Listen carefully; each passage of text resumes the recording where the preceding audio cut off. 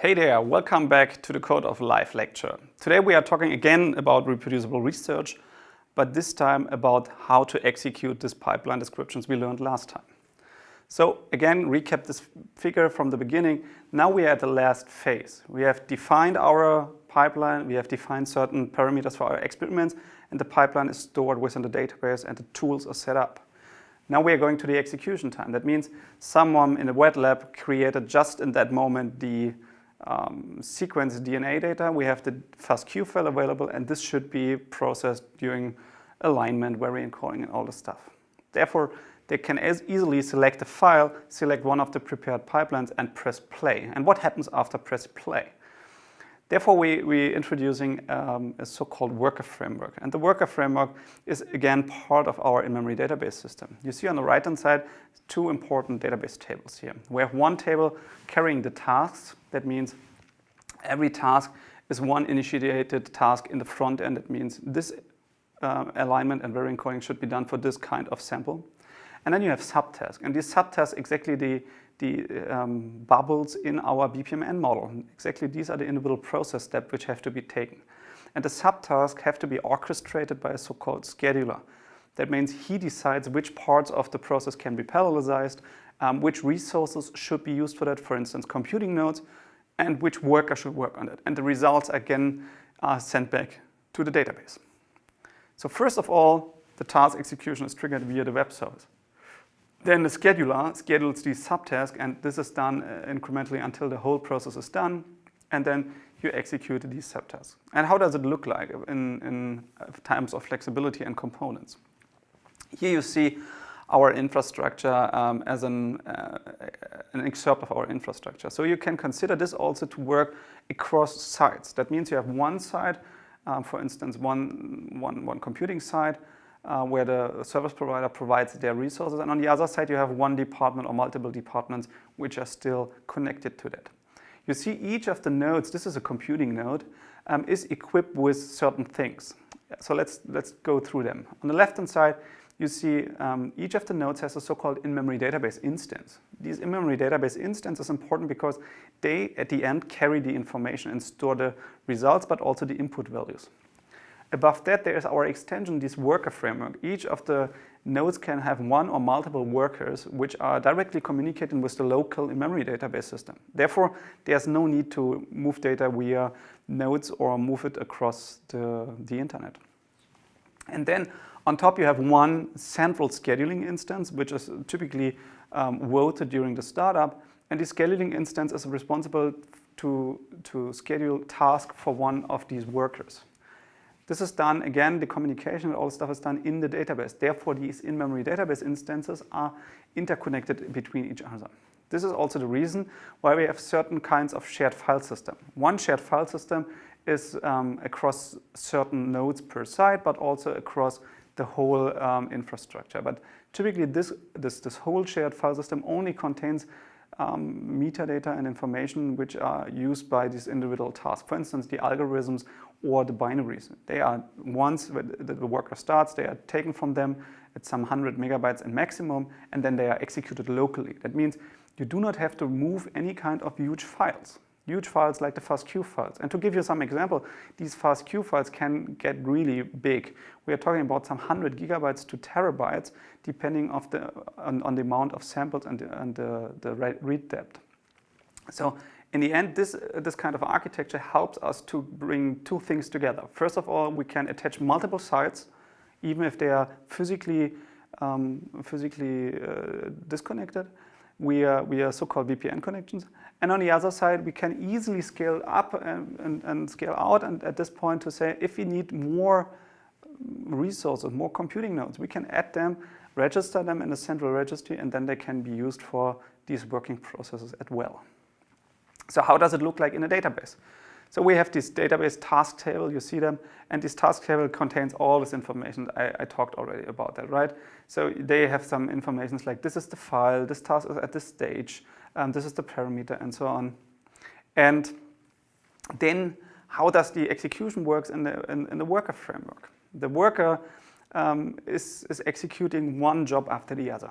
So the atomic unit of work for worker is a job, and this job consists of certain steps. Maybe they call a command line tool, they call a database structure or a database function, or they read or write something.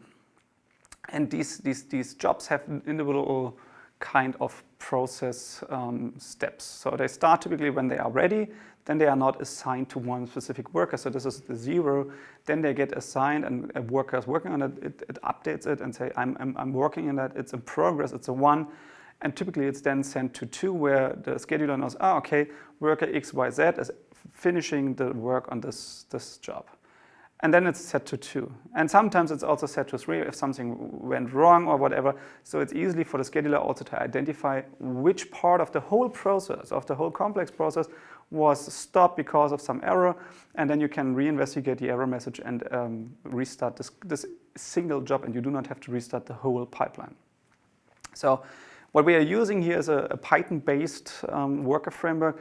This Python-based worker framework is more or less the wrapper between the database and the executable. So for instance, the code on the shared file system, but also the code in the database.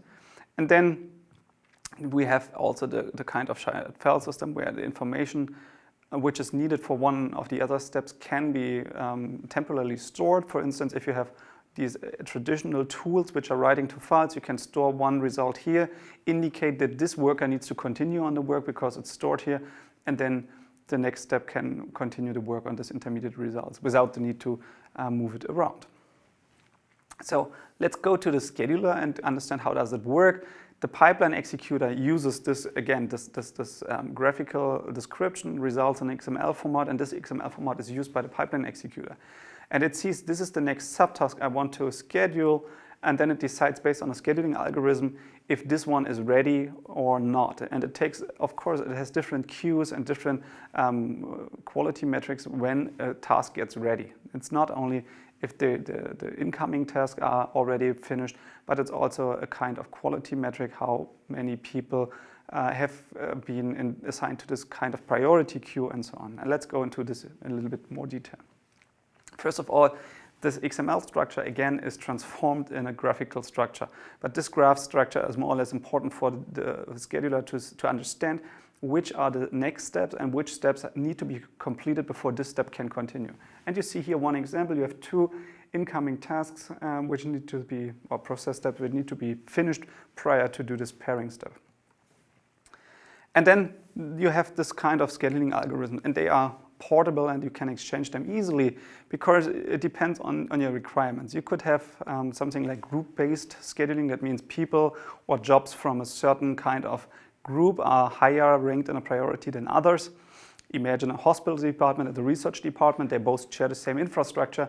The hospital jobs could be prioritized always a little bit higher, so they will be scheduled earlier and completed earlier than the scheduling task, the research task. Then we have, for instance, also priority first or high throughput. That means we want to finish the shortest task first to improve the throughput of the whole process.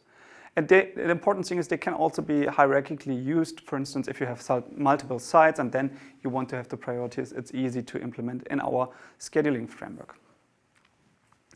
How does the scheduling find the available resources? Therefore, we have so-called resource group, and these resource groups are used in connection with the scheduling groups. So you can easily say certain tasks are only allowed to be executed on a certain node or set of nodes. So therefore you can ensure that, for instance, all the clinical tasks are executed in a separate environment, in a protected environment where the research task could also access publicly available computing nodes. Therefore, the scheduler gets also a very important aspect in the data privacy aspect. And last but not least, how does this system guarantees the recoverability?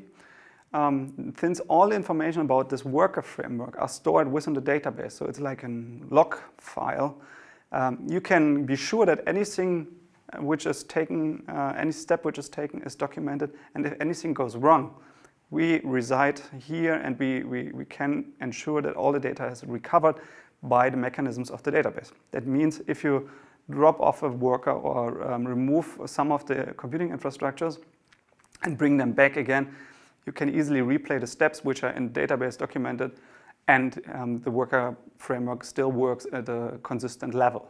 This is very important because you do not have to implement all the stuff by your own. We build on the expertise of others, on the expertise of the in-memory database system to reduce the effort we have to invest in this particular runtime environment.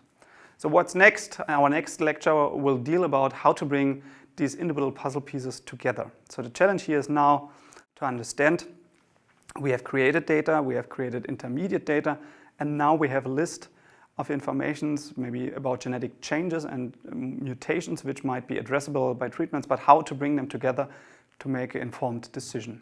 Thank you very much, stay tuned and see you next time.